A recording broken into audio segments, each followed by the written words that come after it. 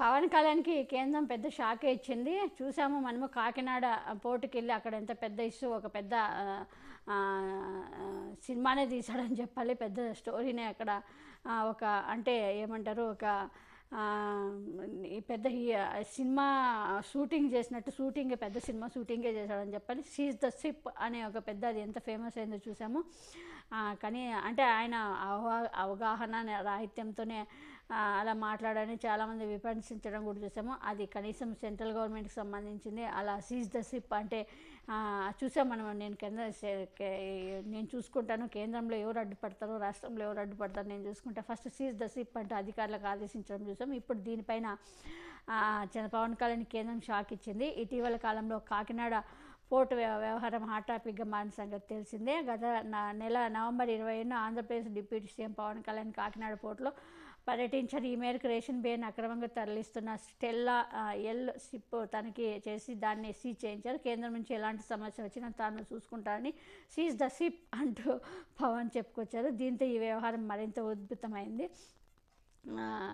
Ration బియ్యాన్ని విదేశాలకు తరలిస్తున్న ఆ షిప్ పోర్టు అధికారులు సీజ్ చేయడంతో రాష్ట్ర వ్యాప్తంగా సంచలనం సృష్టించింది. ఈ బియ్యాన్ని పశ్చిమ ఆసియాకు తరలిస్తున్నట్లు గుర్తించారు. దీంతో ఇన్ని రోజులుగా జరుగుతున్న అక్రమాలు ఒక్కొక్కటిగా బయటపడుతున్నాయి. మరోవైపు పోర్టు అధికారులు కనుసన్నల్లో 100 కోట్ల విలువైన బియ్యాన్ని సముద్రం దాటిస్తున్నట్లు ఆరోపణలు వెలువెత్తాయి. ఇక ఈ షిప్ రిలీజ్ అవుతుందా లేదా అని అందరిలోనూ ఆసక్తి ఉంది. ఈ నేపథ్యంలో ఈ షిప్ విడుదలకు రంగం సిద్ధమైనట్లు తెలిసింది. పవన్ కళ్యాణ్కి పెద్ద షాక్ ఇచ్చింది కేంద్రం. ఇదిలా ఉంటే స్టెల్లా షిప్ వ్యవహారం రోజుకో చర్చకు దారితీసి ఈ వ్యవహారంలో తాజాగా డిప్యూటీ సీఎం పవన్ కళ్యాణ్కి కేంద్రం షాక్ ఇచ్చినట్టు తెలుస్తుంది. రేషన్ బియ్యాన్ని అక్రమంగా తరలిస్తున్న షిప్ గురించి సీజ్ ది షిప్ అని అప్పట్లో పవన్ కళ్యాణ్ వ్యాఖ్యలు నెట్టింట బాగా వైరల్ అయ్యాయి.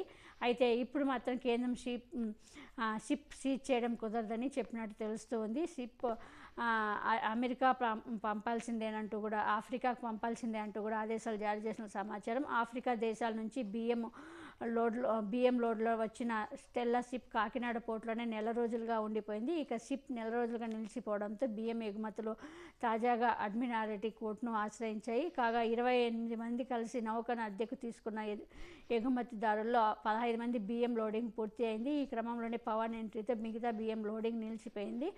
అందిన సమాచారం ప్రకారం కలెక్టర్ తనిఖీతో పీడీఎస్ రైస్ బయటపడింది. దీంతో ఎగుమతి నిలిచిపోవడంతో ప్రభుత్వానికి, అలాగే కాకినాడ కలెక్టర్కి ఎన్సీఎల్ లేఖ రాశారు. అమెరికాతో ఒప్పందాలకు ఇబ్బంది రాకూడదని ఎన్సీఎల్ లేఖ రాసి పేర్కొంది. ఈ మేరకు తనిఖీల పేరిట ఆటంకాలతో దేశానికి ఇబ్బంది అని పేర్కొన్నారు. ఆకలి నివారణ కోసం ఆఫ్రికాతో Bharat T2G deal Bharat G2G ఆఫ్రికాతో ఆకలి నివారణ కోసం ఆఫ్రికాతో భారత్ G2G డీల్ కుదుర్చుకుందని ఆ లేఖలో పేర్కొంది. దీంతో ఎన్సీఎల్ లేఖతో అధికారులు వెనక్కి తగ్గే యోచనలో ఉన్నట్టు తెలుస్తుంది. రేషన్ బియ్యం మిగిలిన బాయిల్డ్ రైస్ ఎగుమతులను జరిగే వివిధ చర్యలు కూడా తీసుకున్నట్లు సమాచారం. ఇది ఎందుకంటే చాలామంది మామూలుగా ఇప్పుడు ట్రాన్స్పోర్ట్ ఎగుమతులు చేస్తూ ఉంటారు.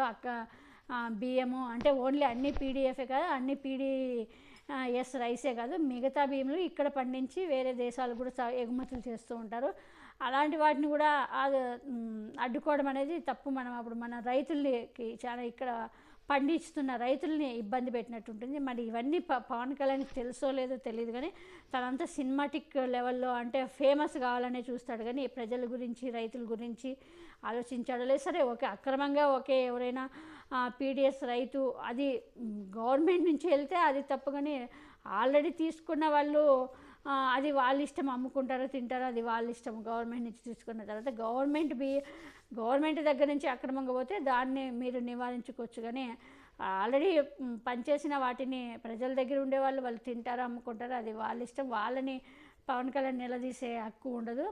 మరి దీనివల్ల అక్కడ, ఎందుకంటే అక్కడ కూడా కాకినాడ ఆ ఏరియాలో రైస్ కూడా ఎక్కువగా పండిస్తారు అక్కడ, పశ్చిమ గోదావరి జిల్లా అక్కడంతా కూడా. మరి అవంతా కూడా వాళ్ళు వేరే దేశాలకు ఎగుమతి చేసుకుంటారు, అమ్ముకుంటారు. అదంతా కూడా అమ్ముకోకూడదు అంటే అప్పుడు ఇంకా వేరే ఎవరు కూడా ఏపీకి వచ్చి వ్యాపారస్తులు ఎవరన్నా కూడా ఇప్పుడు ఏపీకి వచ్చి పెట్టుబడులు పెట్టాలన్నా వీళ్ళ బెదిరింపులకి భయపడేటట్టు చేస్తుంది కూటమి ప్రభుత్వం.